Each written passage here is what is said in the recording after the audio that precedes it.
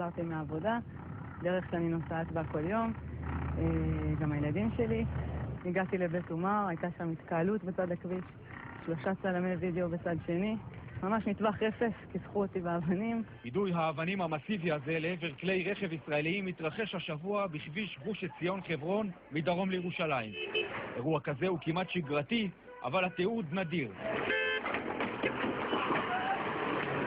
מי שלא תשכח הרבה זמן את התמונות האלה היא זהבה וייס, שנהגה ברכב הזה שהותקף. שמעתי אותם, ראיתי להם את הרצח בעיניים, זה ממש, כאילו, לא היה חסר הרבה שהם יצליחו לחסום בגופם את המכונית. השבוע זה קרה במסגרת הפגנת מחאה נגד מעצרו המנהלי של חאדר עדנאן, אבל אירועים כאלה מתרחשים כמעט מדי יום. במערכת הביטחון זה נקרא פח"ע עממי והפרות סדר. התושבים עצמם מרגישים סכנת חיים. אני לא ראיתי שום חייל ושום שוטר, כלומר זה הדבר הראשון שחיפשתי כשראיתי התקהלות, לא ראיתי שום נוכחות ביטחונית. המיידים בוחרים את מטרותיהם בקפידה, הם ממתינים שהמכונית תהיה קרובה מספיק כדי לוודא אם הנהג ישראלי או פלסטיני.